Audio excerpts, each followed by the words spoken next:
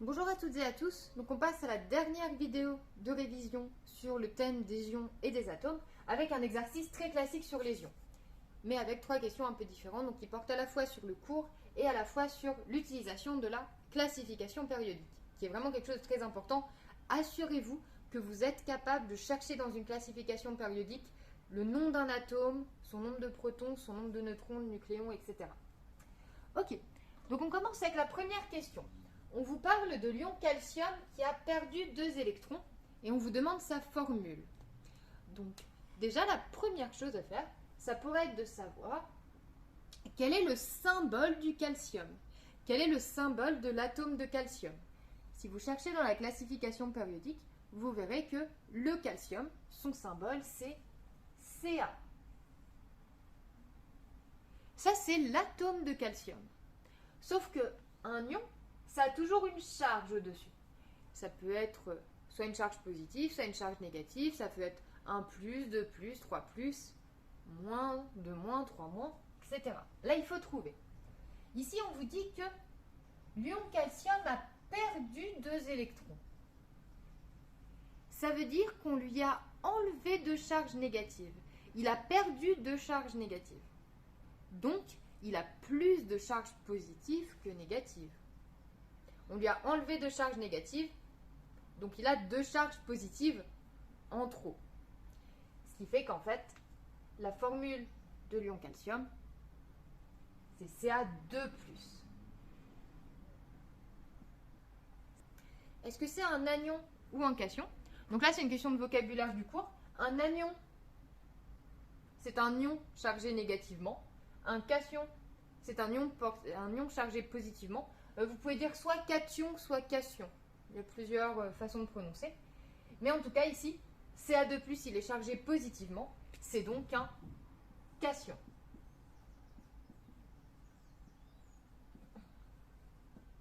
Et enfin, dernière question un peu plus compliquée.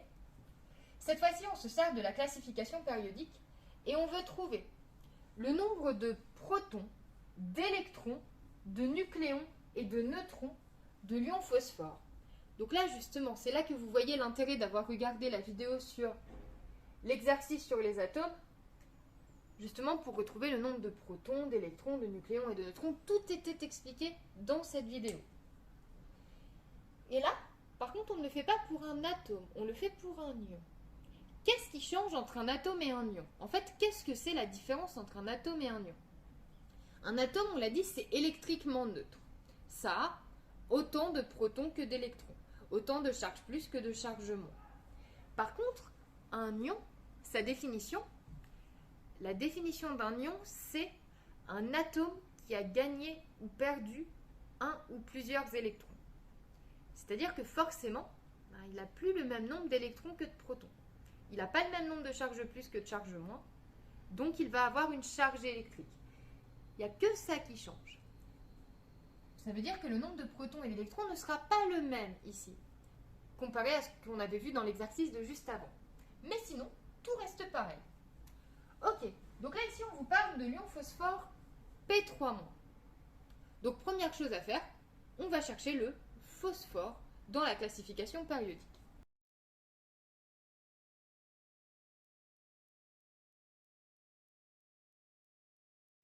Et il se note comme ça, P31, 15 en bas.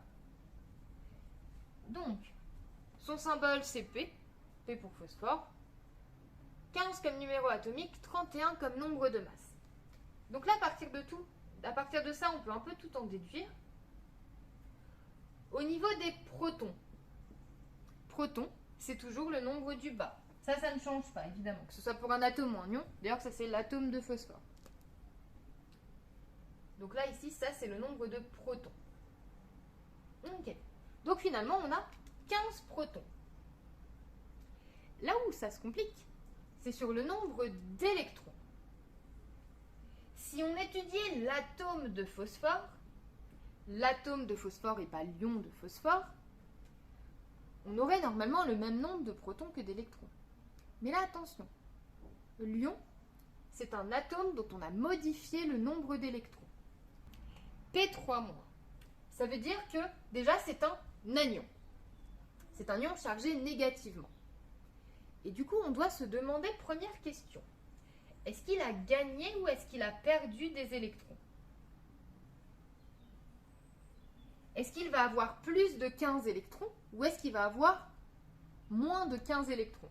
Parce que l'atome de phosphore a 15 électrons. P3-, c'est un anion, comme je disais, chargé négativement. Ça veut dire qu'il a plus de charge négative que de charge positive. Vous avez plus de moins que de plus. Donc, finalement, vous avez plus de protons que d'électrons. L'ion phosphore, pardon, il a gagné des électrons. Ok? Et ensuite, combien est-ce qu'il en a gagné? Donc là, c'est facile, hein, il suffit vraiment de regarder juste le chiffre qu'il y a devant la charge. Quand il n'y a pas de chiffre, je rappelle, si c'était juste P-, ça voudrait dire 1, il aurait gagné un électron. Là, il en a gagné 3. Donc finalement, il a gagné 3 électrons. S'il a gagné 3 électrons, il en avait 15 au départ. L'atome de phosphore avait 15 électrons au départ. Et il a gagné 3 électrons. Donc finalement, il a 18 électrons. Donc ça, pour le nombre d'électrons, c'est fait. Le nombre de nucléons, bon, on le trouve tout de suite. Nombre de nucléons, c'est pareil pour les atomes et les ions. On ne peut pas changer le nombre de nucléons, ni de protons. La seule chose qui peut changer entre un atome et un ion, c'est le nombre d'électrons. Ici, c'est le nombre du O. Vous avez donc 31 nucléons. Et enfin, pour trouver le nombre de neutrons, on fait la soustraction qu'on connaît bien maintenant. Le nombre du haut moins le nombre du bas. Nucléons moins protons. Ici, on a 31 nucléons, 15 protons. Ça fait 16 neutrons. Et là, on a résolu l'exercice. Donc même chose, c'est un exercice très classique que vous aurez quasiment à l'identique, évidemment avec des ions et des atomes différents, en évaluation. Donc sur ce, c'est la fin de ces petites vidéos de révision. Je ne l'ai pas dit à la fin des autres vidéos, mais par contre, n'hésitez pas à poser des questions en commentaire, par Pronote, par l'ENT. Si jamais vous avez besoin, je reste disponible et je vous souhaite un bon courage. Et ne vous inquiétez pas, si vous avez bien compris là, tout ce qui est dit dans ces vidéos, si vous vous aidez aussi de l'auto-évaluation qui est disponible sur l'ENT et que je vous avais distribué, tout va très bien se passer pour l'évaluation. Mais voilà, révisez bien, c'est la grosse évaluation du trimestre et sera évalué sur pas mal de compétences. Donc voilà, révisez bien. Sur ce, je vous souhaite très bonne journée, très bonne soirée, très bon week-end, je ne sais pas. Et à bientôt!